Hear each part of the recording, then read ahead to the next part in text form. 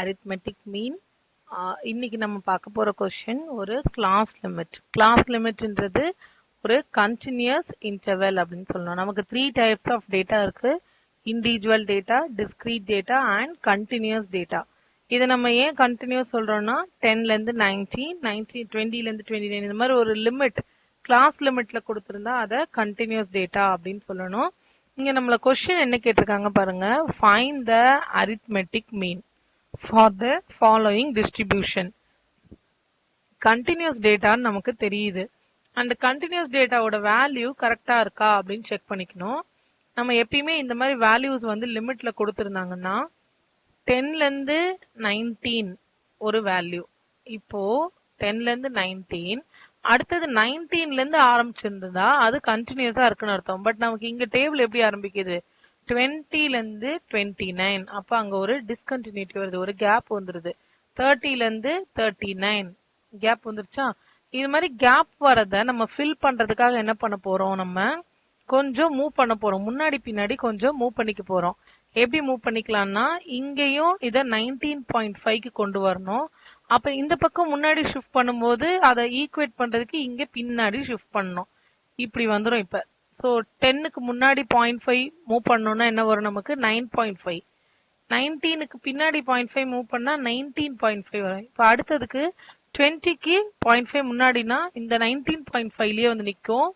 Move பண்ணி இங்க 29.5ல வந்து நிற்கும். ஒரு 0.5 முன்னாடி பின்னாடி மூவ் பண்றோம், அதான் அர்த்தம். 30க்கு முன்னாடி மூவ் பண்ணுவோம். இப்போ நமக்கு இது கண்டினியூஸா வந்துச்சா. பிளாக் கலர் பாருங்க டிஸ்கண்டினியூஸா இருக்கு. இந்த ரெட் கலர் வந்து இப்ப நமக்கு கண்டினியூஸா வந்துருச்சு. ஸோ எப்பெல்லாம் இந்த மாதிரி கேப் வருதோ அப்பெல்லாம் நான் என்ன பண்ண போறேன், முன்னாடி 0.5 பின்னாடி 0.5 ஷிஃப்ட் பண்ணி இதை நம்ம மேட்ச் பண்ணிக்க போறோம். இது வந்து கண்டிப்பா இது இப்படி எழுதணுமா, இதோட இந்த மெத்தடோட பேர் வந்து இன்க்ளூசிவ் டைப்பு. இது வந்து மீனுக்கு இப்படி எழுதலைனாலும் ப்ராப்ளம் இல்லை, பட் மீடியன் மோட் வரும்போது நமக்கு இது தேவை. ஸோ நம்ம வந்து யூனிஃபார்மா எல்லா மெத்தட்லயும் நம்ம இதை ஃபாலோ பண்ண போறோம். ஸோ ஃபர்ஸ்ட் கிளாஸ் லிமிட் எழுதிக்கலாம். கொடுத்துருக்கிற கிளாஸ் லிமிட்டை நான் வேர்டிக்கலா எழுதிக்கிறேன். ஸோ அங்கே கொடுத்துருக்கிற வேல்யூ தான் 10லேருந்து 19, 20லேருந்து 29, 30லேருந்து 39, 40லேருந்து 49, 50லேருந்து 59, 60லேருந்து 69, 70லேருந்து 79 அண்ட் 80லேருந்து 89. இது வேல்யூ எழுதியாச்சு. அண்ட் அடுத்தது ஃப்ரீக்வன்சி கொஸ்டின்லேயே கொடுத்துட்டாங்க, அதை ஃபில் பண்ணிக்கலாம். ஃப்ரீக்வன்சி 5, 9, 14, 20. இல்லை இது ஃப்ரீக்வன்சி எழுதுறதுக்கு முன்னாடி நம்ம இந்த கிளாஸ் லிமிட் அட்ஜஸ்ட் பண்ணி எழுதணும்ல, அதையும் நம்ம எழுதிக்கலாம்.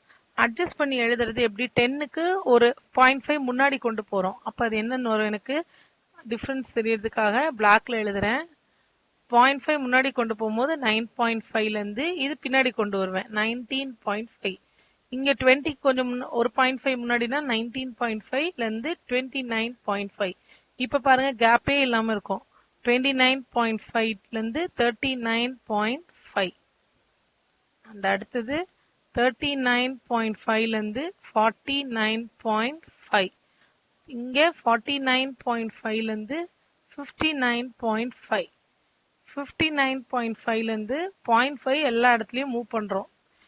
உங்க லெஃப்ட் ஹேண்ட் சைட்ல லெஃப்ட்ல மூவ் பண்றோம், ரைட் ஹேண்ட் சைட்ல ரைட்ல மூவ் பண்றோம். அதான் இதோட லாஜிக். 79.5, இங்க 79.5ல இருந்து 89.5 முடிஞ்சிருச்சா. அடுத்தது நம்ம கொடுத்திருக்கிற ஃப்ரீக்வன்சி எடுத்து எழுத போறோம்.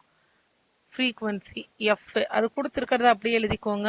5, 9, 14, 20, 25, 15, 8 and 4. இப்போ டேபிள தான் நான் சேஞ்ச் பண்ணி எழுதிருக்கேன், வேற ஒன்றும் பண்ணல. இப்போ நம்ம ஃபார்முலாக்கு போயிடலாம். என்னோட அரித்மெட்டிக் மீனோட ஃபார்முலா கண்டினியூஸ்க்கு summation f x by summation f. நம்ம டிஸ்கிரீட்க்கும் இதே ஃபார்முலா தான் யூஸ் பண்ணுவோம், கண்டினியூஸ்க்கும் இதே ஃபார்முலா தான் யூஸ் பண்ணுவோம். ஒவ்வொரு புக்ல ஒவ்வொரு மாடல்ல இருக்கும். சில இடத்துல இந்த சம்மேஷன் எஃப்க்கு பதிலா கேபிட்டல் என் யூஸ் பண்ணிருப்பாங்க, இல்லைன்னா ஏ பிளஸ் சம்மேஷன் டி இந்த மெத்தட் யூஸ் பண்ணிருப்பாங்க. மெத்தட் எதுவா வேணா இருக்கலாம், பட் ஆன்சர் ஒரே ஆன்சர் தான் இருக்கும். நான் வந்து ஈஸியா இருக்கிறதுக்காக இந்த மெத்தட் யூஸ் பண்ணியிருக்கேன். Summation f x by summation f. இப்போ எனக்கு எஃப்எக்ஸ் வேணும். எக்ஸ் தெரியாது. எக்ஸ்ன்றது மிட் எக்ஸ். இங்க எக்ஸ்ன்றது மிட் எக்ஸ். 9.5க்கும் 19.5க்கும் மிடில் வேல்யூ எப்படி கண்டுபிடிப்பீங்க? 9.5 பிளஸ் 19.5 டிவைடட் பை 2.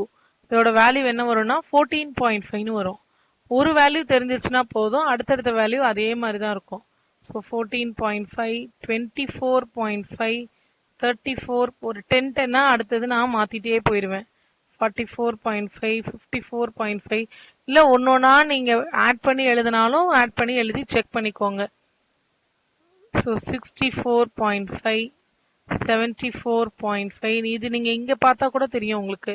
80க்கும் 89க்கும் மிடில் வந்து 84.5. ஓகே, இப்போ எக்ஸும் கிடைச்சிருச்சு, எஃப்பும் கிடைச்சிருச்சு. இப்போ நான் எஃப் இன்டூ எக்ஸை மல்டிப்ளை பண்ண போறேன். எனக்கு ஃபார்முலா பாருங்க. எனக்கு என்னென்ன வேணும்? எஃப் இன்டூ எக்ஸ் நியூமரேட்டருக்கும் எஃப் டினாமினேட்டருக்கும் வேணும். எஃப் இன்டூ எக்ஸ்னா இந்த ரெண்டு இதையும் மல்டிப்ளை பண்ணணும் அப்படின்னு அர்த்தம். எஃப்ஐயும் மிட் எக்ஸையும் மல்டிப்ளை பண்ணணும். ஃபர்ஸ்ட் ஒன் மல்டிப்ளை பண்ணா 72.5, 220.5, 480, 890. கால்குலேட்டர் யூஸ் பண்ணி ஸ்லோவா ஒன்று ஒன்றா கால்குலேட் பண்ணிக்கோங்க. 1362.5, 967.5, 596 and 338. இதை மொத்தமா ஆட் பண்ணா எனக்கு என்ன கிடைக்கும்னா 4930. இதை ஆட் பண்ணும்போது 100.